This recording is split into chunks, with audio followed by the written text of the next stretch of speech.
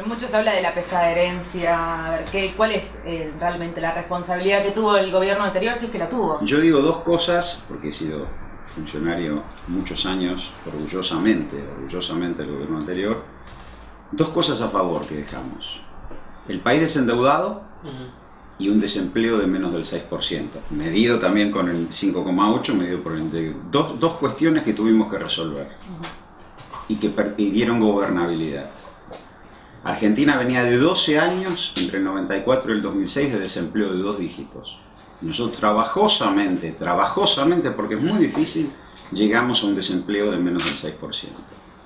Y veníamos de un endeudamiento del 136% del producto y también trabajosamente lo llevamos al 38% del producto. Con esas dos cosas restablecimos o restituimos el Estado para los argentinos y el tejido productivo para los argentinos. Esos son los dos atributos de nuestra herencia.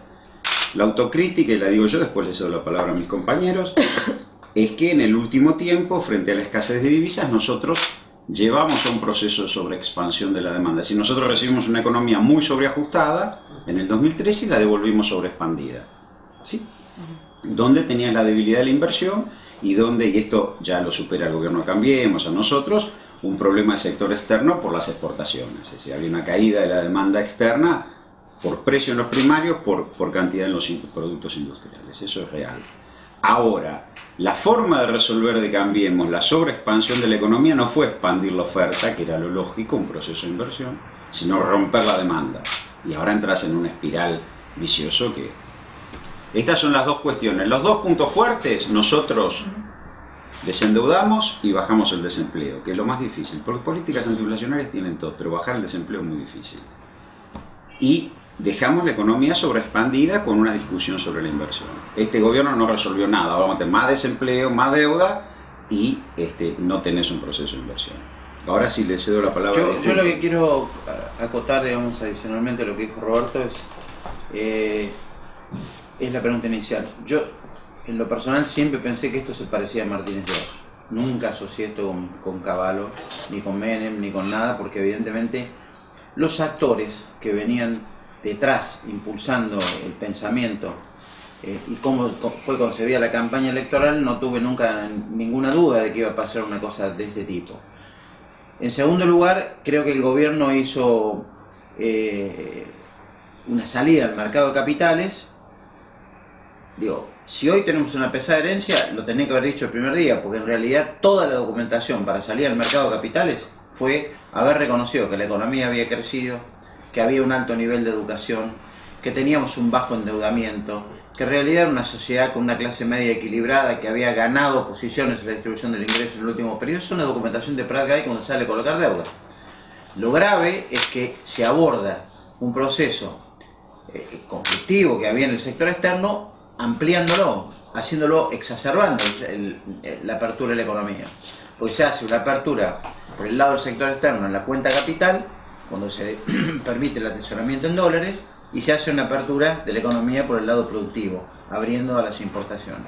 Más allá de los ajustes que se pudieran haber hecho en el tema del atesoramiento, que fue gradual y ahora es ilimitado.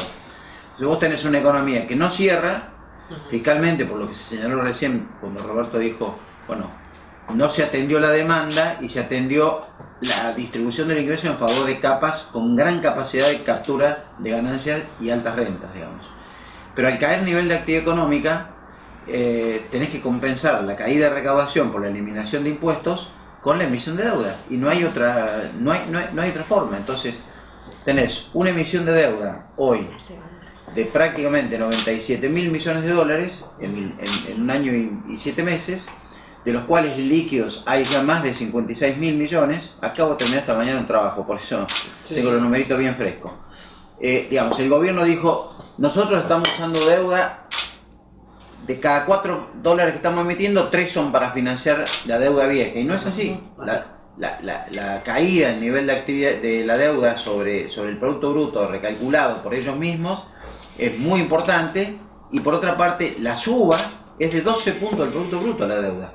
O sea que en realidad estamos, y además con un cambio de acreedores. Antes igual la tenías muy colocada en el mercado interno, lo cual implicaba la posibilidad de una negociación menos traumática, y hoy la tenés toda en el mercado externo, en moneda extranjera, con un fuerte conflicto en términos de lo que puede significar una devaluación para la Argentina, y por otro lado bajo legislación extranjera mucho más dura que la que habías tenido en las emisiones anteriores, incluso en la etapa de Cavallo, cuando se emitió deuda desesperadamente ya en el momento de implosión de la convertibilidad. Desde el PJ trabajamos, nos reunimos con sectores empresariales, con los sindicatos. Perdón. Digo, una de las grandes preocupaciones, que es lo que comentaba Roberto, es el empleo, los despidos. El tema segmento PYME, el aumento de los costos que tuvieron, y esto se repercutió en indicadores como la caída del nivel de actividad, el tema de la disminución del poder de compra de salarios, la apertura comercial. Me parece que hubo un montón de combos en un modelo que hubo ganadores, como comentaba Roberto, claros, y hubo muchos perdedores. Creo que los trabajadores, el segmento PYME, han sido de los más afectados. Por eso en el documento tenemos una mirada propositiva de proyectos de ley de soluciones inmediatas y proyectos en el orden legislativo para poder paliar algunas de estas situaciones que, digo, que en el tema del segmento PYME es devastador, digamos. Esto hace que quiebren empresas. Nosotros decíamos que encima hay si uno analiza digamos, por segmento, la PYME es la que menos despide, digamos, aguanta hasta quebrar, digo. Construye una relación con su empleado, con lo cual creo que ha sido un combo de cosas donde las pymes y los trabajadores han sido los más perjudicados. En mi opinión, dale. En línea con, dale. Sí, en línea con lo que decía un poco Mercedes, ¿no? Dale, Tenemos que Martín. tener muy en cuenta que las pequeñas y medianas empresas le venden su gran mayoría al mercado interno. Entonces, el aumento de los precios por encima de los salarios, que ha deprimido el salario real de los trabajadores, sumado a lo que decía Mercedes, apertura e importación, más lo que ha pasado con el tema tarifas, lleva a este cóctel implosivo que marcaba Mercedes, y donde el conurbano, que representa el 15% de los establecimientos productivos de toda la provincia de Buenos Aires, del país, están en el conurbano. O sea, la provincia de Buenos Aires tiene el 30% de los establecimientos productivos a nivel nacional, y el conurbano tiene el 50% de ese 30%. Entonces, es una situación en donde, como decía bien Mercedes, son más los perdedores que los ganadores, porque menos del 1% son grandes empresas. El resto es o microempresa, pequeña empresa o mediana empresa. Lo peor es la apertura financiera que señaló Arnaldo, de salir a colocar en el mundo dinero, y la apertura comercial en un mundo proteccionista. Con lo cual deja a la Argentina muy vulnerable. Y la otra cosa peor que señalaron los compañeros es someter a los trabajadores a una economía de subsistencia.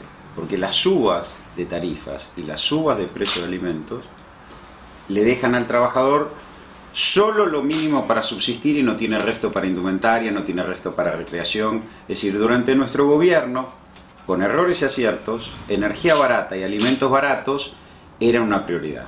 ¿Para qué? Para que hubiera resto para el electrodoméstico, para irse de vacaciones, para irse al cine, para comprarse ropa. Esto hoy, someter a los ingresos populares a una economía de subsistencia y abrirse en un mundo del Brexit, en el mundo de Trump, bueno, eso le ha costado la salida de un ministro de Economía y de una canciller ya al gobierno. Se dice mucho que este es un gobierno para ricos también. Bueno, si te parece... Perdón. El punto que yo veo es que, así como la Argentina pegó un giro de 180 grados en la cultura política de la calle promedio, o sea, era un país, digamos, con este tema instalado de una suerte de constitucionalidad de los nuevos derechos, digamos, una cultura colectiva expresada de otra manera, también sea en la economía, porque hay una sobreactuación de sectores de centro derecha mucho más dura, que tienen un pensamiento, digamos, muy conservador y un, entre comillas, desprecio sobre la situación que acaba de escribir Roberto. O sea, si cae el nivel de actividad y cae el nivel de salario, cae el nivel de capacidad de compra de los sectores formales e informales, y se relocaliza gente en el sector más pobre, porque el tipo que deja de trabajar lo obligan a tener un monotributo, entonces no te aparece como desocupado, pero te aparece en un lugar donde ostensiblemente o visiblemente es más pobre y no tiene capacidad de su reproducción biológica, porque digo, en una sociedad de las características de la Argentina. Entonces yo lo que creo que lo más duro que vive esta sociedad es eso, digamos. Fíjate que circuló este fin de semana una información sobre la caída del consumo de lo que se llama canasta de bienes salarios. Sí. Y prácticamente no hay mes de los 17 que no haya habido caída de consumo de bienes salarios, o sea, la canasta básica de alimentación de las familias.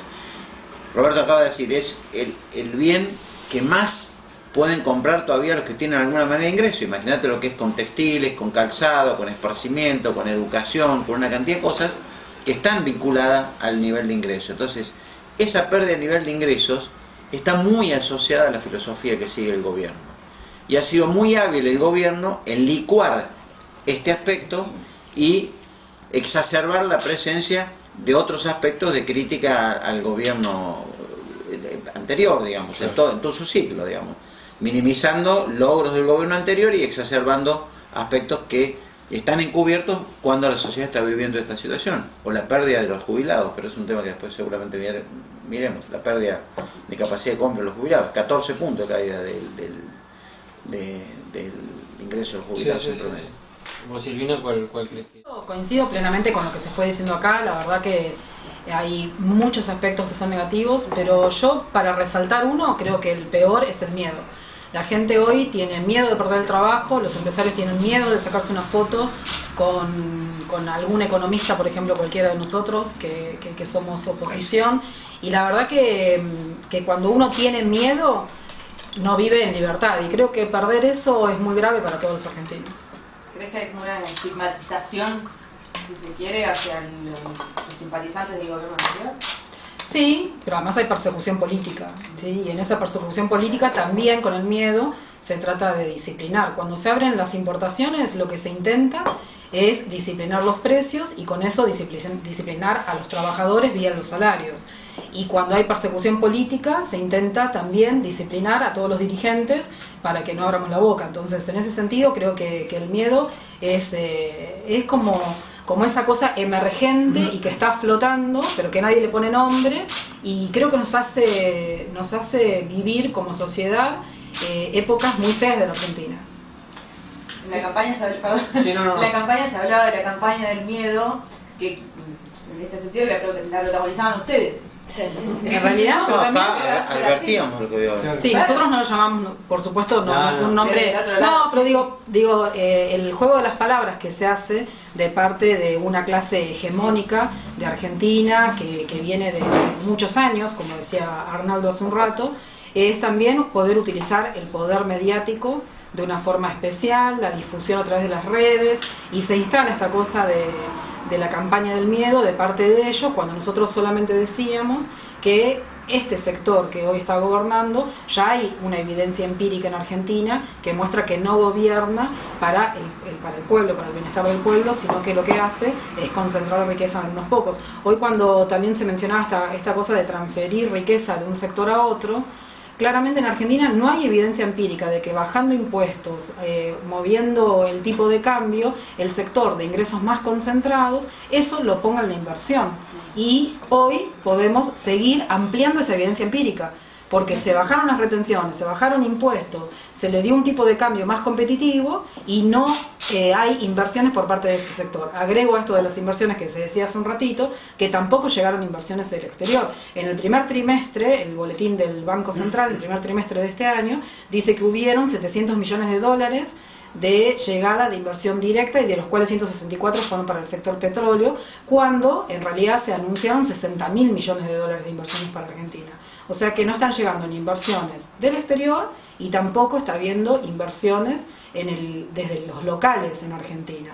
Y en un país que, insisto con esto, en un país que trata desde la política del poder económico, ser disciplinado o vivir con miedo hace que caiga el bienestar de toda la sociedad. Esto de gobernar, como dicen ustedes, como dice la oposición, que se gobierna para los ricos, digo, y no para los pobres, ¿es una jugada que está saliendo mal? ¿Que le está saliendo mal al gobierno? No, le está saliendo bien en cuanto a la transferencia de recursos. El problema que hay acá es la legitimación política en una democracia. Por eso adquiere características duras, como dice Silvina, de legitimar un proceso en el cual vos estás transfiriendo recursos enormemente hacia un grupo cada vez más reducido de agentes económicos. En ese aspecto le está saliendo bien. Ahora, la discusión es cómo esto se legitima políticamente. El proceso de conducir un escenario en el cual vos estás cada vez más desequilibrado en el sector externo, o sea, vos tenés más déficit del sector externo, la cuenta corriente, que el que dejamos nosotros, más desequilibrio fiscal, ¿sí? Más desequilibrio fiscal, creciente desequilibrio fiscal. Nuevo desequilibrio cuasi fiscal.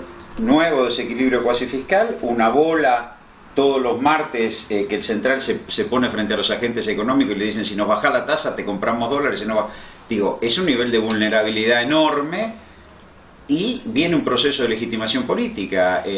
Los comunicadores económicos de derecha están advirtiendo sobre la sustentabilidad política y afortunadamente, y acá voy a introducir un tema político, afortunadamente para la Argentina el gobierno no encuentra la sustentabilidad política por la vía de los acuerdos. No hay capacidad de recomponer una suerte de pacto de olivos como ocurrió en el 93, donde los grandes partidos asumían el liberalismo conservador. Esto duró 8 años igual ese sistema político.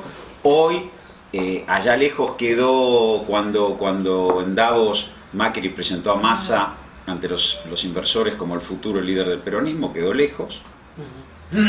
Algunos hablan de pactos de la Moncloa como forma de que el sistema político se haga cargo de este proceso en su conjunto. Y también es cierto que aún en las mejores de las elecciones al gobierno nacional no le alcanza para gobernar solo y sostener este proceso. Entonces, digo, las tensiones que va a vivir la Argentina van a ser muy grandes por el desequilibrio macroeconómico que hay, por el deterioro social que está asociado a ese desequilibrio macroeconómico y porque la sustentabilidad política empieza a ser discutida en el marco de un proceso electoral. Entonces, es difícil el escenario. Yo creo que hay un punto también nuevo, es que las nuevas condiciones laborales que sometió todo el sistema macroeconómico al aparato productivo generó nuevas condiciones, digamos, de actuación de los sindicatos. La Argentina no es un país equivalente en su protección del mundo del trabajo a ningún país latinoamericano. No hay un solo lugar donde la tasa de sindicalización sea alta como en la Argentina. No hay ningún país latinoamericano que tenga un salario real en dólares, en pesos, en la moneda que se mire, y con la canasta que tiene la Argentina, diversificada, difundida como la que tiene la Argentina, no hay. O sea, un obrero en la Argentina gana 3 veces lo que gana un obrero en Brasil y gana 2 veces lo que gana un obrero en México. Y eso es un activo para la Argentina, no un demérito como te hacen aparecer, como si fuese un costo. Perdón.